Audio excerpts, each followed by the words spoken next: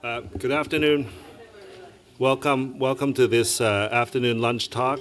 And I have a few announcements to make first. The first announcement is that Philip wants everyone to know he did not select the music that was being played while everyone was waiting.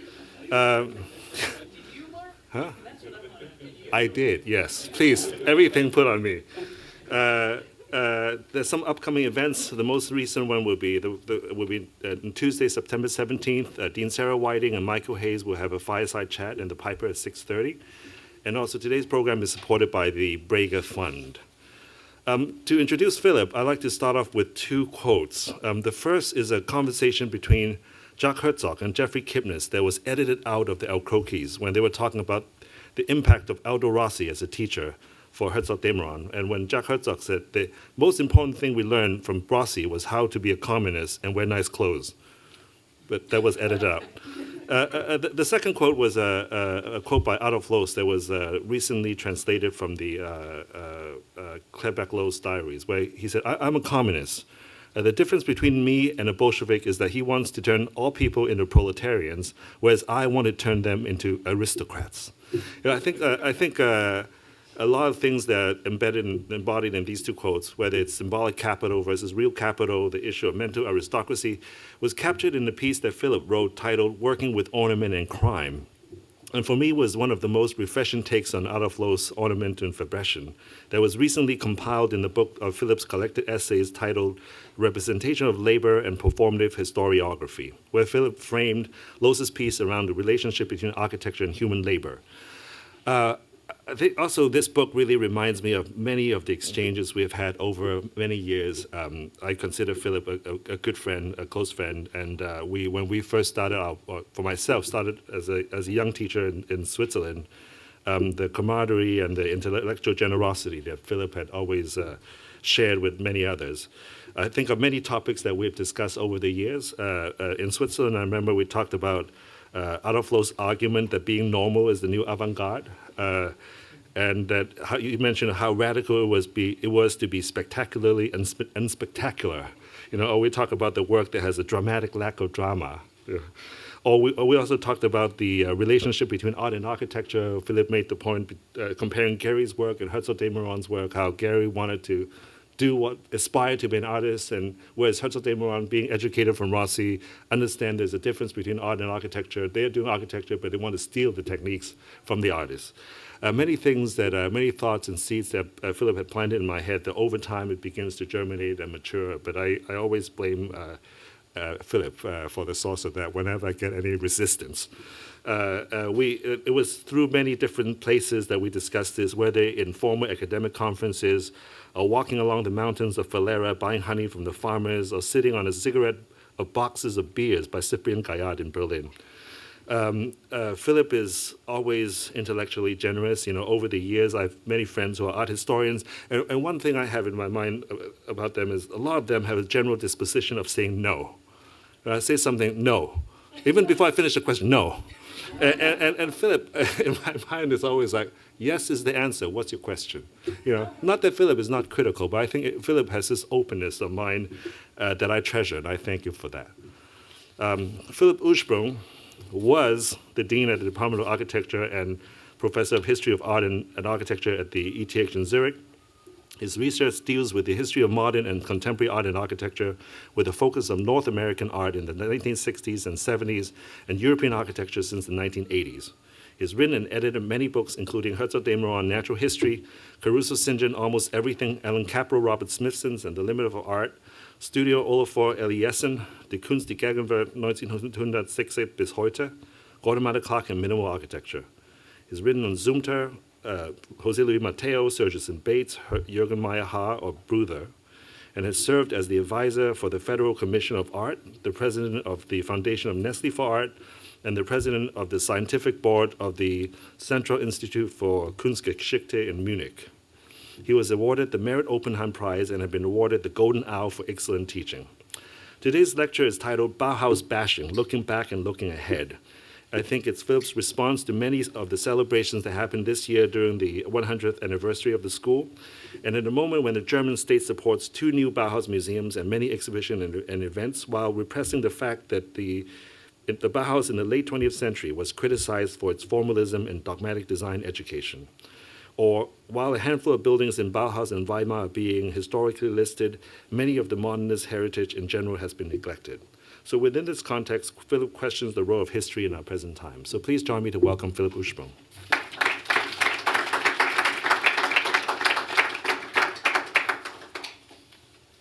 Yeah, dear Sarah, dear Mark, dear friends, dear colleagues, I'm very honored and pleased to be here, and thanks also for this very nice introduction. The German-speaking year has been very much dominated by Bauhaus because it's the 100th anniversary of the Bauhaus, and everybody is now waiting that this ends and we have another 100 years of pause. To just alert you, next year is going to be Beethoven. In the mid-90s, I did an interview with the Swiss artist Peter Fishli and David Weiss. I wanted to find out how they had arrived at the humorous, playful attitude that made their art so distinctive. I was a great fan of the film The Way Things Go, 1987, a sequence of breakdowns in the studio that sets in motion a chain reaction of little incidents, explosions, collapses, and spills a choreography of miniature chaos. I liked the photo series Quiet Afternoon, featuring small acrobatic tricks of furniture and household objects which refuse to be useful. I loved the sausage series with sketches from daily life, like here in the carpet shop. You see the white vegetable, which is the vendor, and then you see your father, mother, and kid choosing carpets. The futons are dog biscuits. The works of art intertwined mischief and high art, nonsense and theoretical reflection. Suddenly this overview is an encyclopedia of unfired clay figures. It juxtaposes the grand questions of mankind, such as how did the universe start, with more trivial yet also urgent questions like when does the bus leave? This is one of my favorite theory and praxis. And it's, I think, typical for their unconventional approach. Fishli Weiss also opened my eyes and the eyes of many of my colleagues for the beauty of boring buildings that stand in the shadow of famous architecture by their portrait of suburbia entitled Settlements and Agglomerations in the early 90s. The art of Fishli Weiss went against the pathos of neo-expressive painting and the tenseness of late conceptual art. I remember visiting the exhibition Metropolis in Berlin in the early 90s. The monumental show in Martin Gropius Gau gave an overview of the gigantic installations and large format paintings that had been typical for the 1980s art scene. Amidst in this exuberant display, there was a tiny installation in a dark corner by Fishli Weiss entitled Son et Lumière, a standard Swiss military torch that shed light through a cheap plastic cup that was placed on a rotating cheese box. It projected a moving image to the wall, a bonsai spectacle, so to speak, yet it undermined the heroism and opulence of the artistic mainstream. So Fishli Weiss broke out of the corset of self-referential art and opened it to a broad public. In the interview that I held with them, they told me that the residency in California in the late 1970s, where they shot the film The Least Resistance, 1981, liberated them artistically. They explained that the encounter with the American, especially the Californian art world, helped them to free themselves from the European shackles. What David Weiss described as the reason for this artistic freedom is still in my mind, quote, "They didn't have a Bauhaus." So the Bauhaus as a symbol for artistic constriction. In the 1980s, while studying art history, I had learned that the Bauhaus was actually a haven of artistic freedom. It stood as an example of the resistance that art and culture in general could offer to politics. It was founded in the residential town Weimar in 1919 as a merger of two former art schools, one of them conceived by the Belgian designer Henry van der Velde. Weimar was a provincial town, but as the base of two of the most famous German poets, Johann Wolfgang von Goethe and Friedrich Schiller, the cultural value was enormous. Furthermore, in 1918, it housed the parliament of the newly established German Republic, which was later to be called the Weimar Republic. The parliament had moved from Berlin to Weimar to evade the pressure from the right, and in Weimar it tried to negotiate between the conflicting reactionary and socialist forces. So the establishment of a new art school in Weimar was therefore from the beginning also a political process. The name Bauhaus referred to the medieval cathedral building shop, the Bauhütte. Its manifesto proclaimed the link between pre-industrial handicraft and the, as I said, cathedral of the future, and its aim was to shape a humanity beyond class struggle. The name Bauhaus was German, but it translated easily, like Dada, for instance, into every language. From scratch, its scope was international. The founder, Walter Gropius, by the way, the grandnephew of Martin Gropius, who had designed the building where I saw Fishli, Weiss, Son et Lumière, recruited brilliant artists such as New York-born Lionel Feininger, the Swiss Johannes Itten and Paul Klee, Hungarian Laszlo Moholy-Nagy and Marcel Breuer, and the Russian Vasily Kandinsky. By 1924, the political climate in Weimar had changed, and the funding for the art school, which always been a state school, was stopped.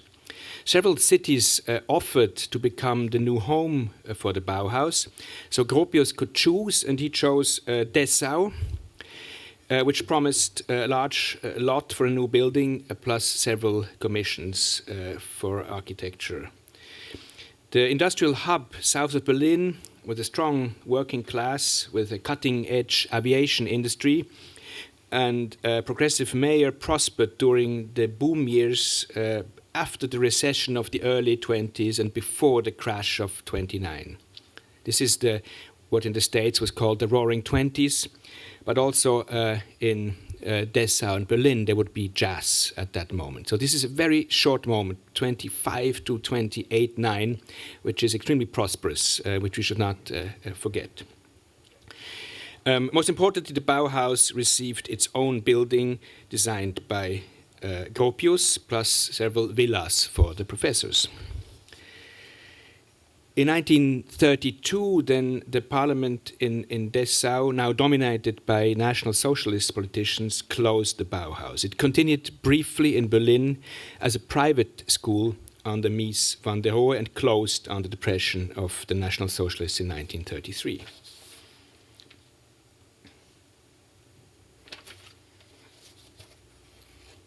The Bauhaus, I learned as a student, was not only a symbol for the political role of an art institution, but also a model for experimental design education. It was also a symbol for a new lifestyle. The cosmopolitan cohabitation of students and masters, as the professors were called, became a model for a way of teaching and living that was opposed to the hierarchical academic tradition. So as a student, I could most easily identify with the photographs by Theodor Lux Feininger, which also, in a way, in my view, are the most sympathetic for this spirit at the time. In 1926, Feininger enrolled at the Bauhaus. He was only 16 years old. It was younger than the legal acceptant age, but it probably helped that his father was the founding professor, Lionel Feininger, and that he could live with the family in one of the Meisterhäuser. In his photographs, the Bauhaus, and he's one of the first who not uses a tripod. So he takes his camera everywhere, and unlike the masters Moholy-Nagy and also his own father, which have a rather static perspective, the camera seems to be infected and affected by the movement and the performativity of this life. So he holds it in the middle of his body and moves with the environment. So in his photographs, the Bauhaus turns from an institution of education into an environment for lifestyle. Rather than merely being a school where art and crafts are taught and objects are produced, the Bauhaus appears as a place where living is designed. The photographs recall the ideal of an autonomous, protected, and free community, but they also prefigure the universal post-war lifestyle with its emphasis on leisure and consumer culture. The images by Feininger make clear that for artists of his generation, so born in the early 20th century, grown up during the First World War, one can say it's a generation that grows up very quickly, that study and work, leisure and self-promotion, fun and professional skills blend seamlessly together. They love to party with and without costumes, but every activity, even a soccer game or a lunch break, is staged and carefully documented by the camera as if it were important not to waste any creative energy. The photographs show us that these young people have to perform and have to be creative day and night, as if they would already foresee the pressure of immaterial labor and the creative industry that arises half a century later. Life as such, these images tell us, is precarious and becomes a matter of art, a resource ready to be designed, marketed, and consumed. Of course, we, again, as students, when we had these courses about the Bauhaus, we were also skeptical about the cult of genius, the founding myth, and the heroism that went with the stories of the Bauhaus. We listened to our teacher, the art historian Maurice Besset, a scholar who had worked on modern architects and personally known many of the protagonists. He lived in the Immeuble Clarté by Le Corbusier in Geneva. And he took us to Stuttgart, to the Weissenhof. He took us to Berlin and showed us the heritage of modernism.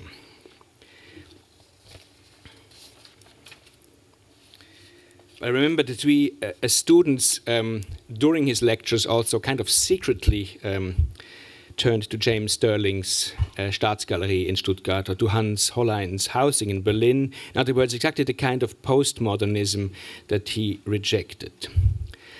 The story of the Bauhaus we heard was about authorship, the coherence of a set of values and norms, and good taste. Like the Museum of Modern Art in New York, the Bauhaus functioned as a kind of a central bank for the modernist value system.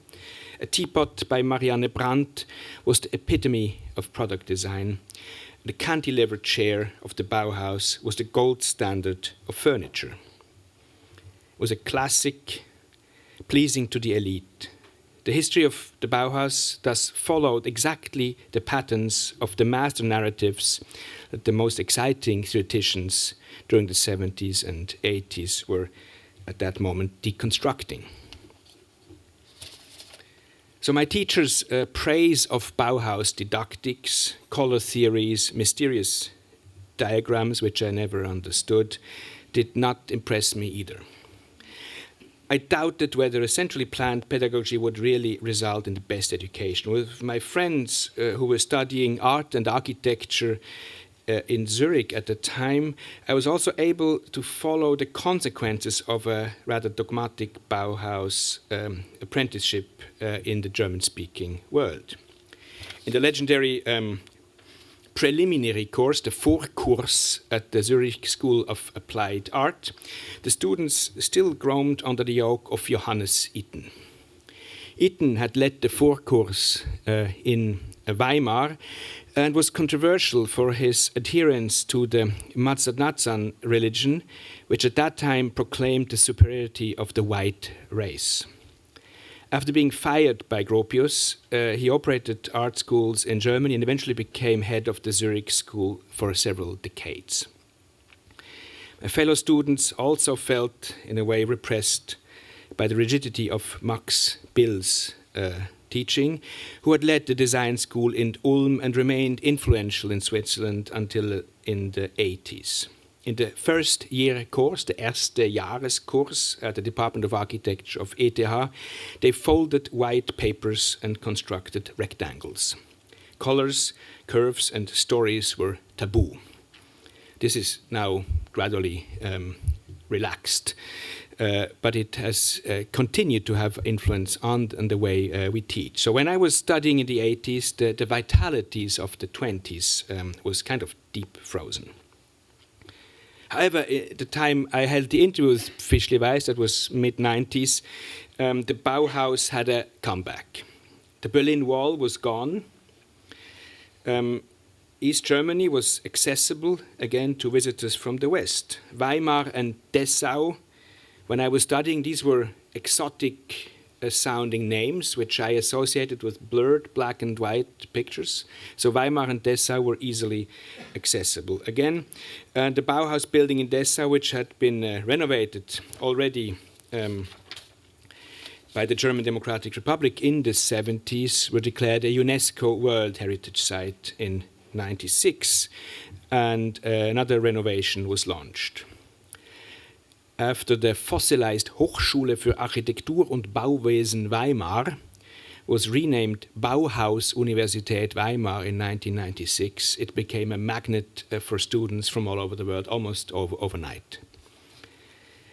So the dry remarks by David Weiss remind us that the Bauhaus was not always acclaimed.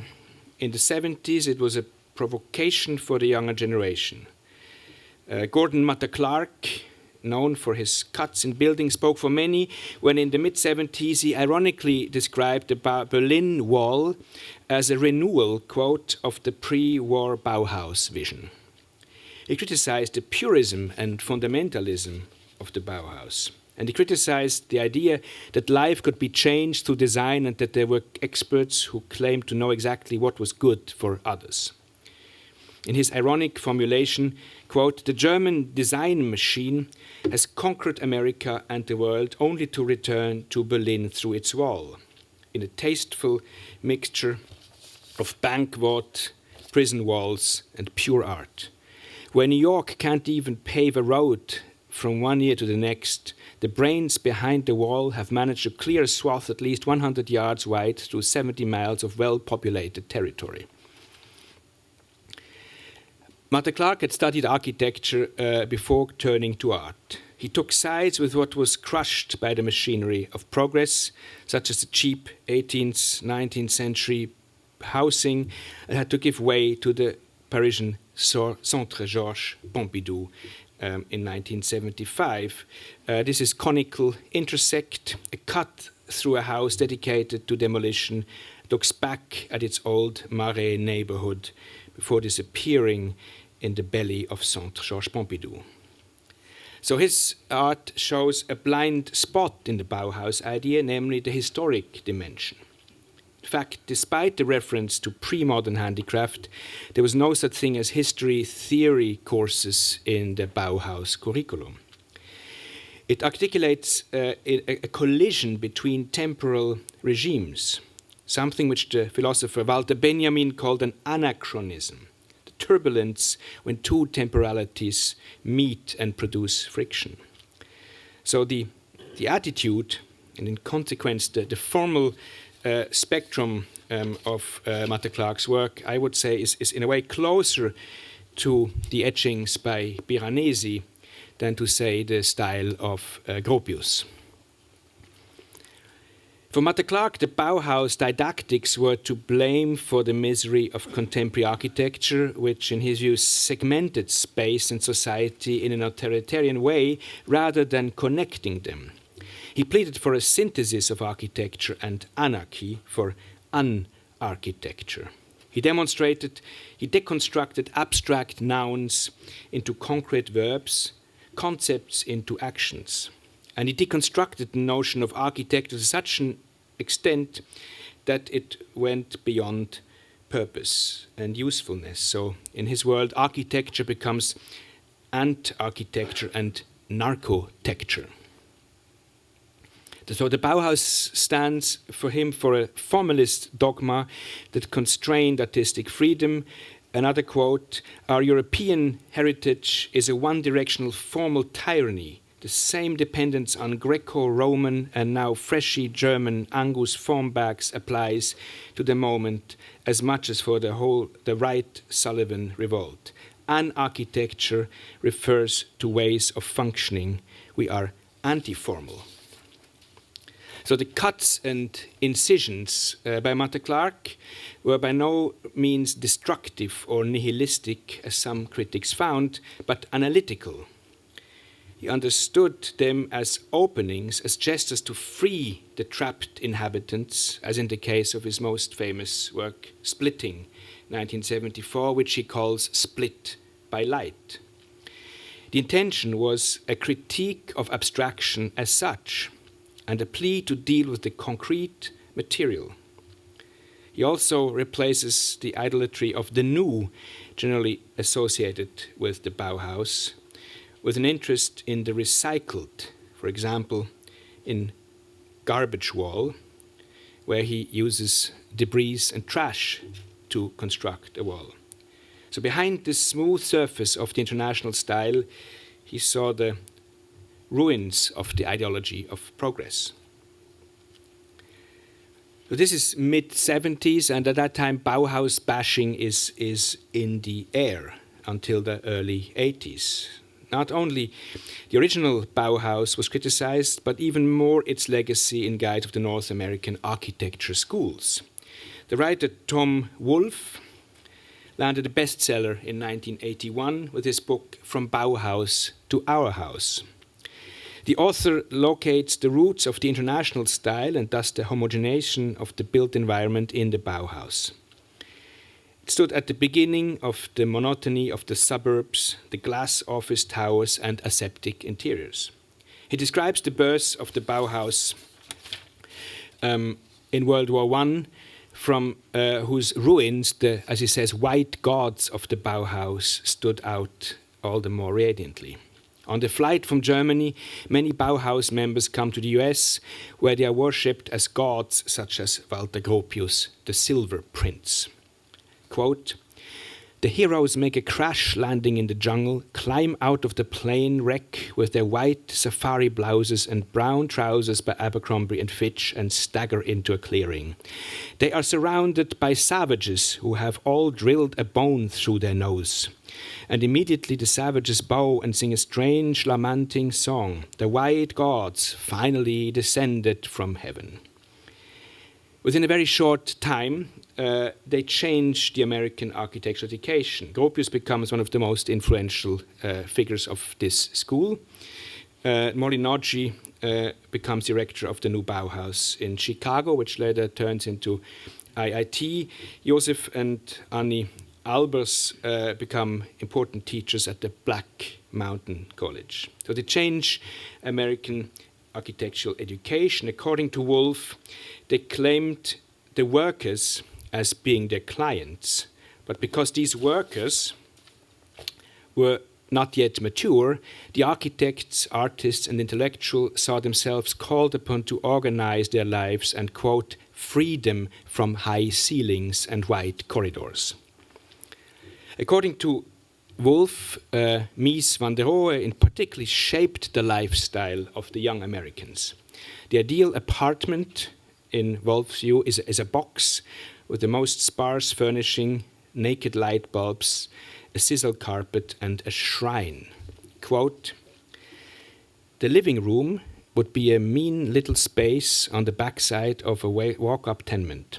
The couch would be a mattress on top of a flush door, supported by bricks and covered with a piece of monk's cloth. At one end of the rug, there would be the Barcelona chair. When you saw that holy object on the sisal rug, you knew you were in a household where a fledgling architect and his young wife had sacrificed everything to bring the symbol of the godly mission into their home. So from Bauhaus to Our House points at the problematic heritage of the Bauhaus. It deals with the restriction of the imagination by a rigid pedagogy, with class distinction by good taste. It reminds us that the worship of the new also took place at the expense of the old, and that the doctrine of purism and the white collar in design also included a purification of the supposedly unhealthy. Only a fine line separates the hygiene movement from racism, as Christine Cockdell pointed out in her book Eugenic Design, Streamlining America in the 1930s. It demonstrates that functionalism went beyond everything that stood in the way of progress. So it shows, if you will, the inhuman side of design. So Wolfe's book, in my view, is still a pleasure to read. It is bursting with irony and polemical exaggeration. It deserves a hearing, especially in view of the humorlessness with which the project 100 Years Bauhaus has recanonized the Bauhaus in Germany this year. Under the motto, Thinking the World Anew, the one-year anniversary celebration projects everything that interests the public in Germany today onto the Bauhaus. Innovation, lifestyle, architecture, product design, environment, education, taste, freedom of thought, etc., etc. Everything is embodied in this Bauhaus. So it's an unending parade of conferences, exhibitions, articles, and even a TV series which started last week, where Bauhaus is celebrated. A German critic recently compared this to a one-year family reunion, where one sees the same faces over and over. Of course, there are also many encouraging results. The Bauhaus Archive and Museum for Gestaltung in Berlin is renovated and enlarged by a building by Volker Stab. Weimar received a new museum designed by Heike Hanada. And although the building was criticized by the experts, it is extremely popular and visitors are flocking to the building and the show. The museum in Dessau is designed by Addenda Architects Barcelona, and the German Chancellor Angela Merkel opened it last Sunday. Next to her, by the way, is the director of Dessau, Claudia Perren, and I'm very proud because she's my first doctoral student. There were, as usual, many controversies about the building and the site, and I'm not enthusiastic about the glass facade, but the interior, which is basically a wide open space, which is non-defined, I have to say works very well. We could test this in June in an international summer school that they held with Jürgen Meyer-Haar. We continued the work on our Cosmic Latte Manifesto, which Sarah is a big fan of, which we presented in Chicago's Biennale. For those who are not familiar, it's about beige having replaced white as the normative force. So the purism of white modernist aesthetics is succeeded by a beige which pleases to a majority and has something for everybody to offer, from investment architecture of neoliberalism up to the most cutting-edge architecture. And we continue to be obsessed with this, and for Dessau we designed a flag which was beige, white and gray. So white is for the Bauhaus, Grey is for the German Democratic Republic, and beige is for the neoliberal architecture of today. Here you see a group mimicking the Bauhaus costumes, and this is our comment to the new building. We tied together the beige blankets in order to kind of escape from the Bauhaus prison, and baptized this performance Beige Escapes. There is many renovations done. Mark already mentioned it. Haus am Horn in Weimar has been super carefully renovated, and also the Meisterhäuser in Dessau have been renovated. The two missing houses have been, in a way, replaced by parts by Bruno Fioretti Marquez in Berlin. In a way, voids that recall, deliberately blurred, as the architect state, the former outline, yet with a hollow inside. So it's kind of Bauhaus phantoms, one could say. So again, just to resume, there is a different perspective onto the Bauhaus. One is the United States perspective, 70s, early 80s, which is highly critical against the legacy which weighs heavily on the present and is responsible for the repression of the past. From the perspective of today's German cultural authorities, the Bauhaus is a tragically interrupted project of a cultural monopoly from before the Second War. As such, it is beyond criticism. To criticize the Bauhaus now means to doubt the product design, education, taste, freedom of thought, etc., which are all embodied in the Bauhaus. So it is almost impossible to criticize it except by means of irony. It is it's kind of an unending. Sorry, this is. So instead of historizing it, instead of subjecting it to critical revision, it is heroized. So what is missing in the celebration is, on the one hand, the view of the inner contradictions of the Bauhaus. On the other hand, a critical examination of the history of the Bauhaus, namely the way the ideas were interpreted and transformed in the course of the 20th and 21st century. There is one excellent exception, namely the exhibition Bauhaus Imaginista at Haus der Kulturen der Welt this summer, which follows the traces of Bauhaus education in Israel, Japan, India, Latin America, and the United States, and which investigates into the complex relationship between high art and applied art. So this, in my view, is a model of how one can make fruitful this heritage. And as one can see in Haus der Kulturen der Welt, the discussion about the afterlife of the Bauhaus contribute also to keeping it alive. And the many different perceptions throughout history show that the Bauhaus doesn't really exist. What would have happened if the Bauhaus was not dissolved in 1933, but like most universities in Germany came to terms with the National Socialist regime and still existed today? Would it have been exhausted by the adaptation to political pressure, like several of the art academies? Would it have sunk to mediocrity, paralyzed by its own heritage, such as other schools, which are still in the under the pressure of the presence of Mies, for instance, like IIT in Chicago, or the Taliesin schools by Frank Lloyd Wright? Or on the contrary, would it be the world's leading university for visual culture and technology combined, doing something which at many places is attempted but has never had the same effect as in the Bauhaus in the mid-20s? Paradoxically, it's precisely the short life span that gave the Bauhaus eternal youth. More relevant than heroizing the Bauhaus is making its inner contradictions fruitful.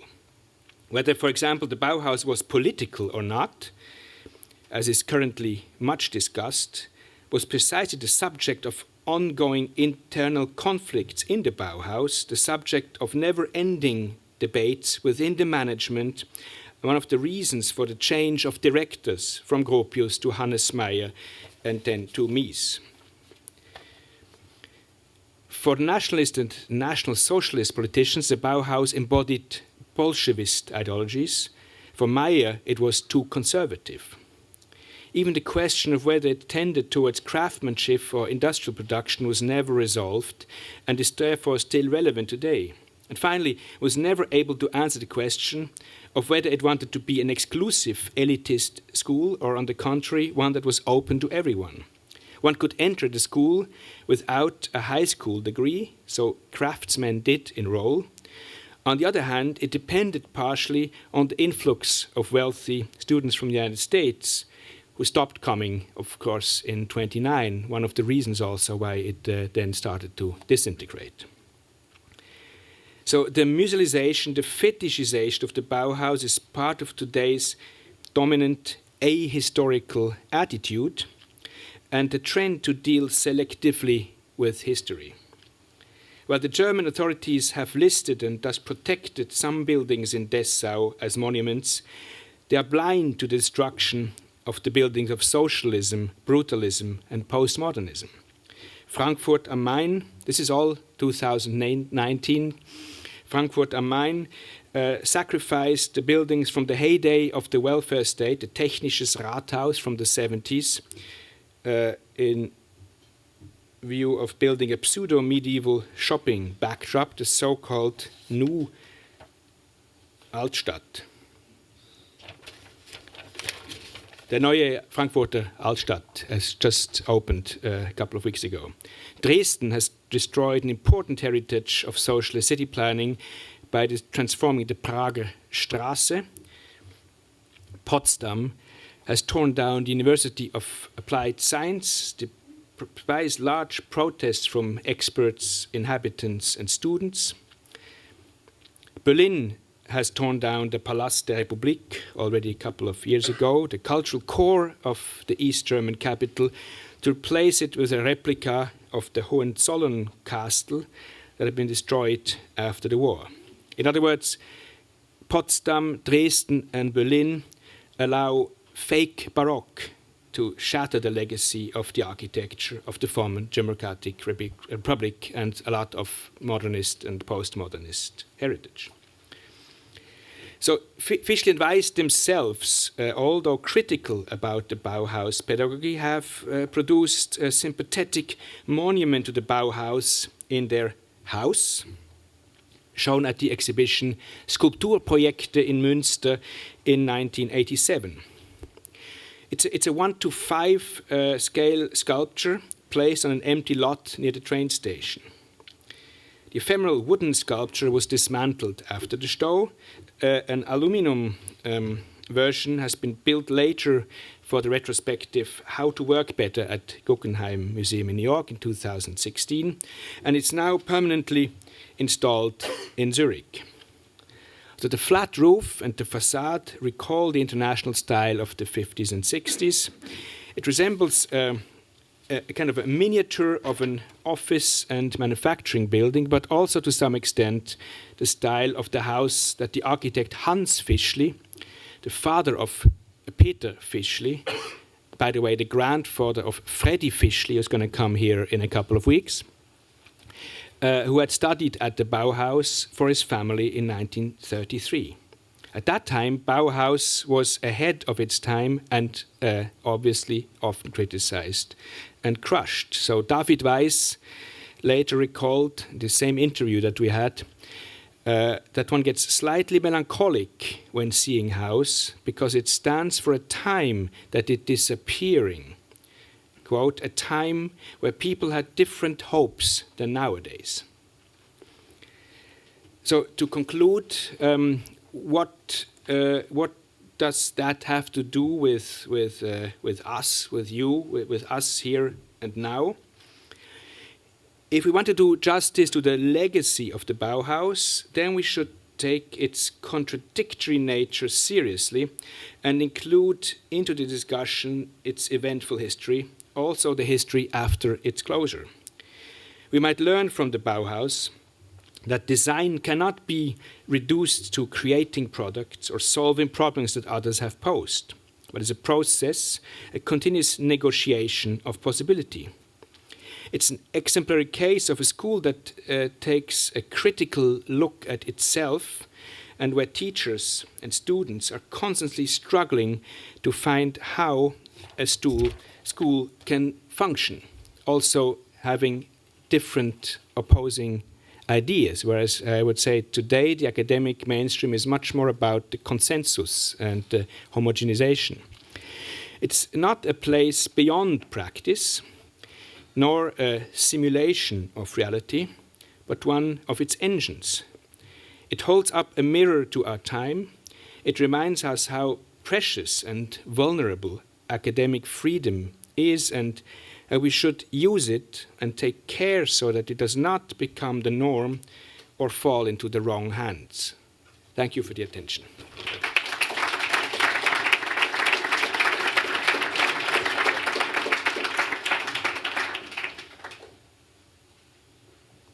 We'll take some questions.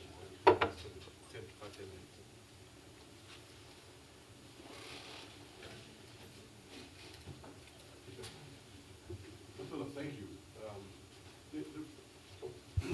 Thanks. There was an internal critique, of course, when Hannes Meyer comes in. And I don't know, there's one document that I would just like to enter into this. I think it was in 29, Meyer writes a biting critique of the sort of artistic trends. He tried to get rid of most of the painters. Moholy left out of disagreement. And he talks, I remember it's a long piece where he talks about the cubistic cubes of the Bauhaus, very ironic, slightly sarcastic, and insists that and this is the important thing, that it's lost, that his critique is based that it has not fulfilled its mission. It's a critique that it's gone off its original mission and has become too, let's say, proto-neoliberal or something. And that seems important because it's right after it. It may be the last gasp before it turns over to Mies, where it tries to come to a compromise with the National Socialists. And I just wanted to enter that document as an internal critique. It wasn't so unlike Matta-Clark in its anti-aesthetic kind of anti-liberal, really, critique. No? Yeah, thanks. That's what I would argue for. That it's a school where there is radical contradiction and internal critique. That would be one of the reasons why we still care, and in a way one needs to kind of protect that against the trend to make it into an object of the tourism industry and compensation for absence of historical attention otherwise. I fully agree with you. Yeah. Thanks. Sorry, just one more, because we had the big exhibition. We had the big exhibition here. Sorry. We did have the big exhibition here at Harvard as well, and part of the issue is that Gropius still is so identified as the sole director. Even Mies is left out, especially at Harvard. Gropius is that Meyer and even Mies are never mentioned, and that contributes to this monolithic kind of sealing of the identity.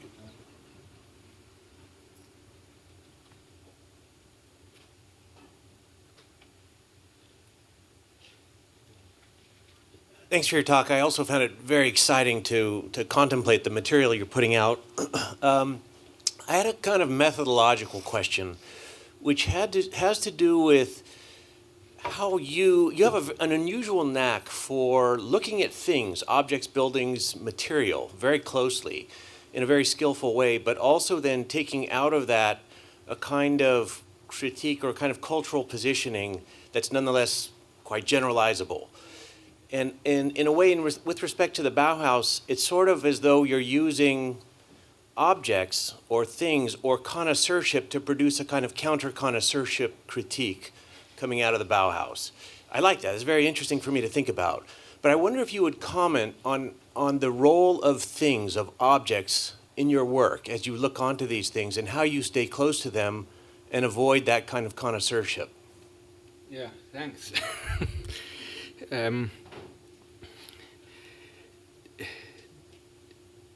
Yeah, they're often like stumbling stones. I mean, you cannot ignore them. You fall over them. They also stand in the way for a narrative that might want to not have them. So they are occasions to accept the resistance of matter and fact to models and concepts, and they have some sort of almost role like sources in history, where there's this beautiful saying of Jakob Burckhardt, one of the first art historians, to his student Heinrich Wölfflin, another of the pioneer figures, and he says, keep close to the sources. There's a special blessing on them. Es ist ein Segen auf den Sourcen. So the objects, in a way, have something of this source, which is irreducible, and which we cannot dissolve by conceptualizing them completely. And they contain also the internal contradiction. I mean, I can of course, be against Gropius's method, but when I'm in Dessau, I cannot help but walking around the stairs for hours.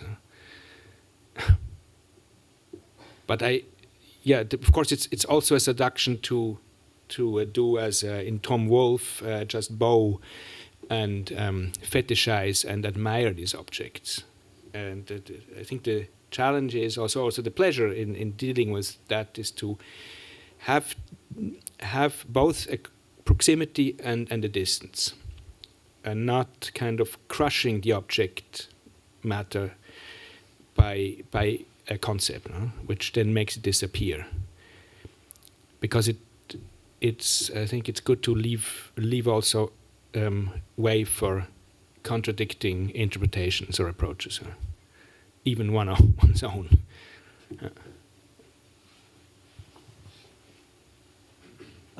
Thank you, Philip. I have another question, because I agree that the show that the Haus der Kulturen der Welt did open up kind of like a door to another form of interpreting the legacy of the Bauhaus.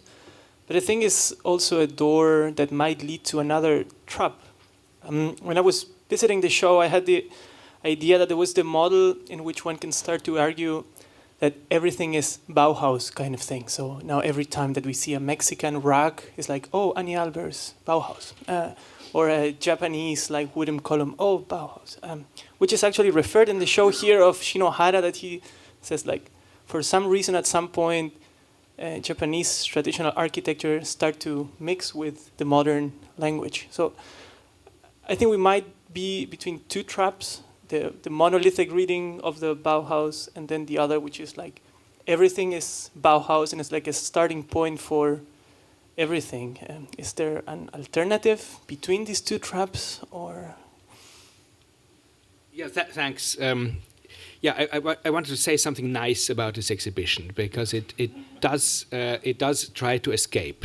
And in the exhibition, I was slightly disappointed by the way it was transformed into space. The book almost works better than the exhibition, and it has the methodological problem that everything has to go back to the manifesto of Gropius and this cathedral by Feininger.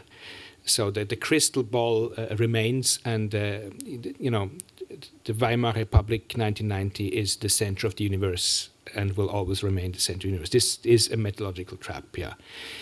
How to write the story from outside, I don't know. I mean, probably would need to focus again on another time, and then work almost like an archaeologist who has to figure out, well, what is the role of the moment when the artists or designers came back to Japan, for instance, after having spent a couple of months in Dessau, and not say, okay, this is because of Dessau or Weimar, but it's because of the Japanese handicraft that they found certain things in Dessau exciting. No? You have to replace this kind of causality chain by flipping it.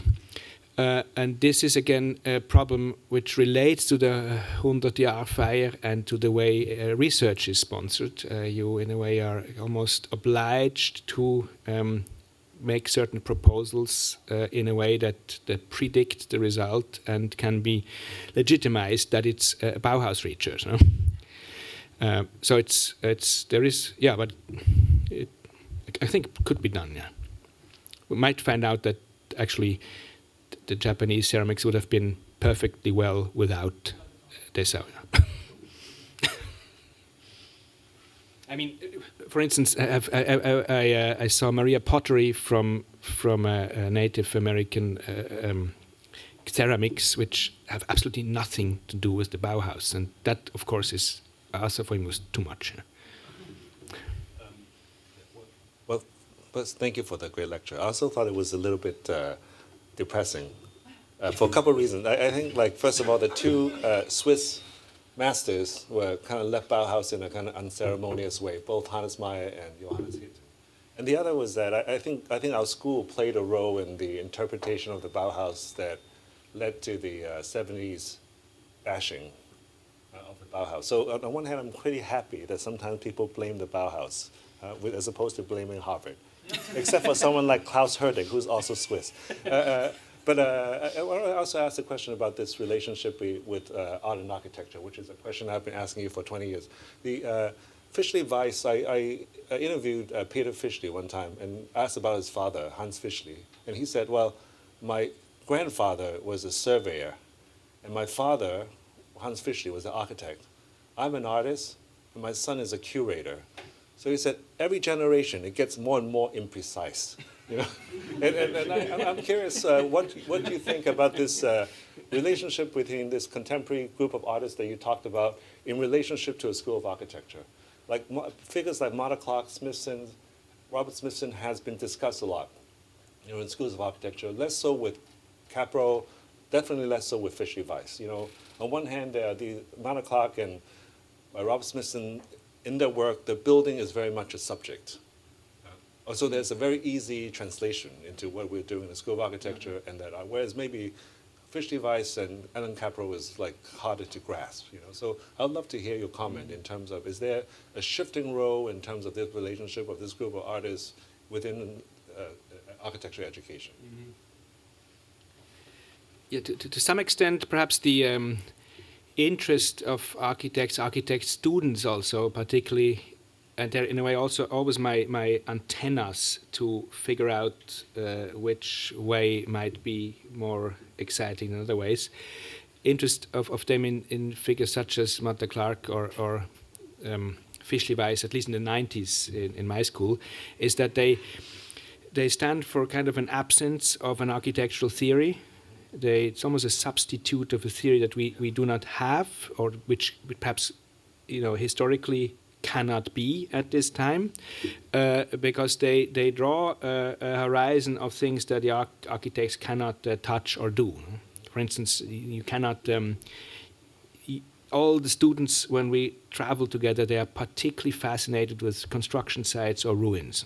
But of course, you cannot really, work on construction site and ruin all the time. You should have the completed building, and art is a dimension or a field, a practice where all that which you cannot do in your practice and your teaching then is possible. This has kind of a theoretical role in the sense of reflecting, of drawing a horizon within which you can move. Perhaps also relaxing because you know, okay, it's done there. Which in a way is what academies do. You have specializations, but you know there's somewhere in the other room doing what you cannot do. And this changes over time, probably. And in the Bauhaus, for a moment, there seems to be no distinction, although there is no theory, or it's replaced by the manifesto, but that might also be because it's a completely other political time.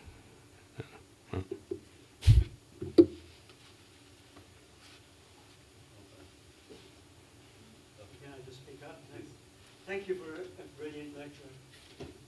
Thank you for a brilliant lecture. I wonder, you mentioned the political resistance in the role of the Bauhaus. The town of Bauhaus, the town of Weimar, is 8 kilometers from Buchenwald. The message at the entrance to Buchenwald is, to each his own, jedem das seine. It was designed by a student of the Bauhaus. Could you comment a little bit on the relationship at the edges of the Bauhaus to the National Socialist movement? Yeah, I'm not a specialist on the biographies, but there's been research done, so we know that several of Bauhaus students were architects of concentration camps. And I try to point to this issue by addressing the topic of purism, of exclusion, the racism inherent.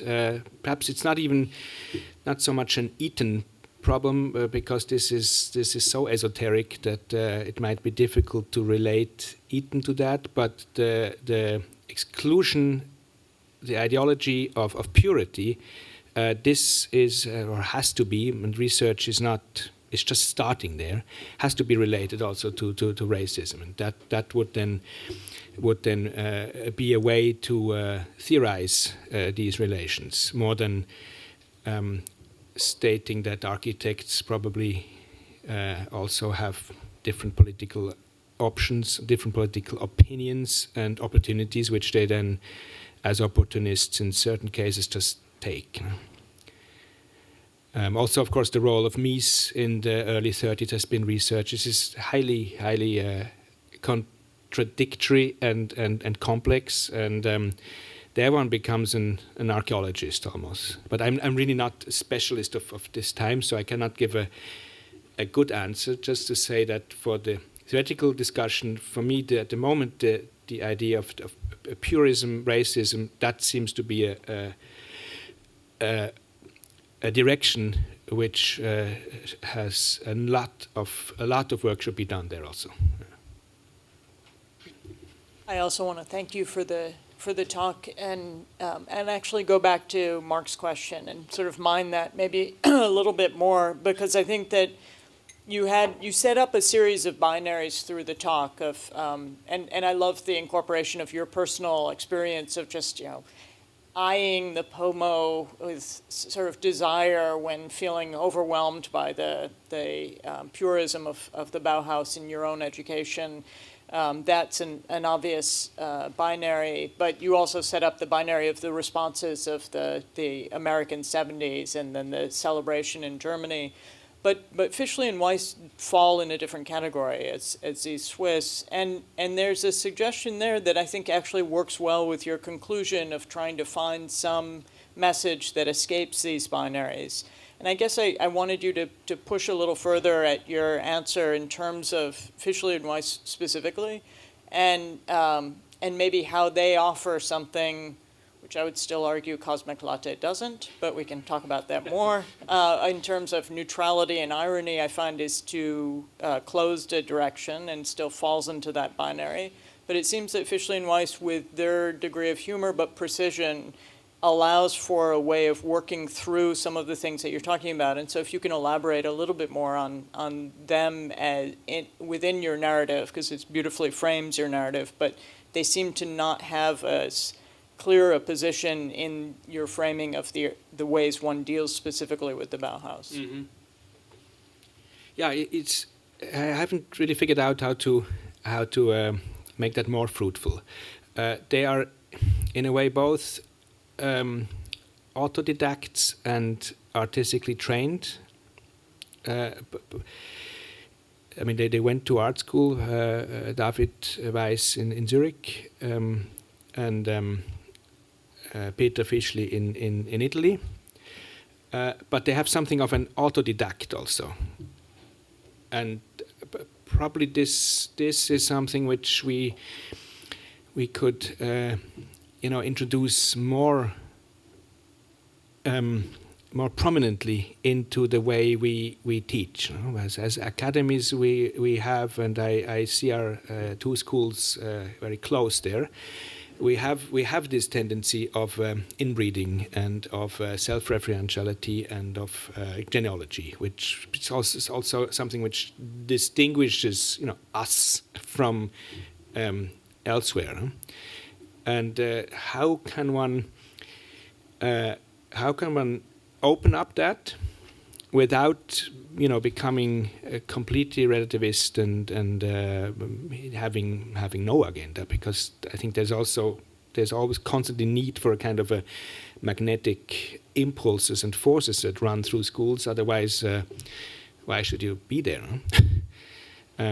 So I don't know how. It's just they remind us that the juxtaposition of the really important and the really dull questions is a good way to operate. And what I learned from them is to not so much be afraid to, if someone tries to figure out the coherence of the universe, to ask when the bus leaves.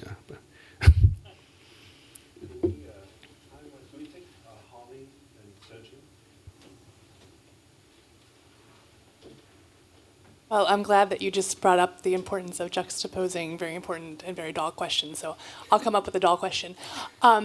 You mentioned something that I thought was interesting, which was that at the Bauhaus, it seemed like not a creative moment could go by without it being documented. And that seems like something that we are living through at the moment in society, and we see some ramifications in a design school. So are there any reflections that you can think of from the Bauhaus that can inform us living through that today? Yeah, there I made a little montage, because when I was student, the photographs by Theodor Lux-Feininger were not all known. It was only the Bauhaus Terrasse that was known, and one of the jazz bands, whereas there's much more material which came out in the late 90s and after the millennium. So the role of the perspective of the student was not clear when we were students. Perhaps it was unconsciously there, because I remember that these were images which I was particularly attracted by, and when the material finally came out, it was for me a moment of relaxation. So the answer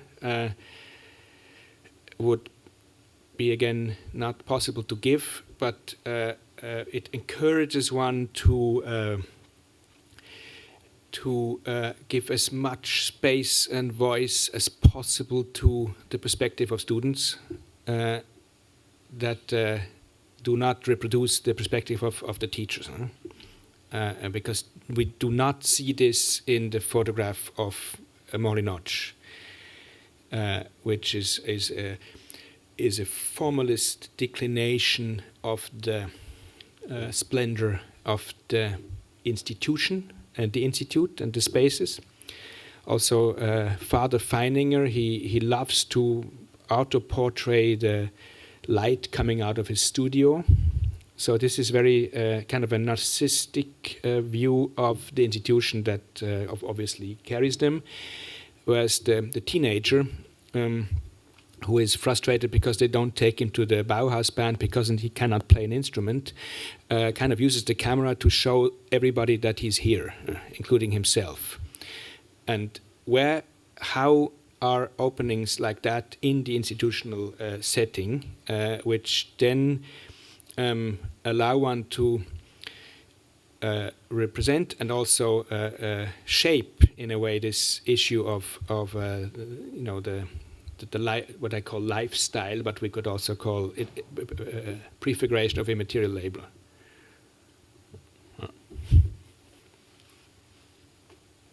Hi, thank you, Philip.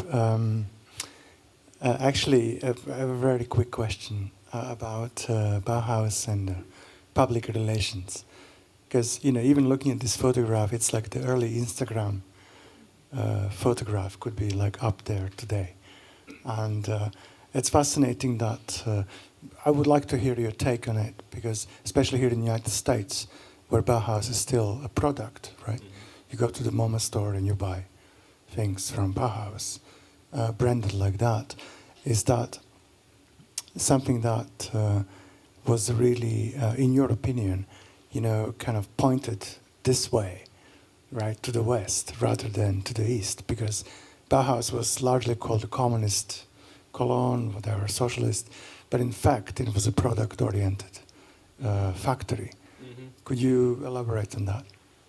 Yeah, so thanks. Again, I'm not a specialist there, so it was very, very general what I say. The typography, the montage, the graphic design is obviously an important part. The publication of the Bauhaus Bücher, the manifestos, this whole dispositif of using images, text, small messages, including the brilliant name. Imagine what would have become out of the Bauhaus if they would have kept the original name, which was the conjuncture of these two Weimar schools. I mean, you cannot memorize it. No?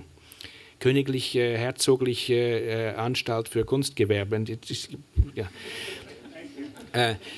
So yes, it is 20s. It is mid 20s. It's the middle of a capitalist phase after the hyperinflation, trying to cope with the reality of the Kunstgewerbe that has to find its place, and I don't think you can take that out.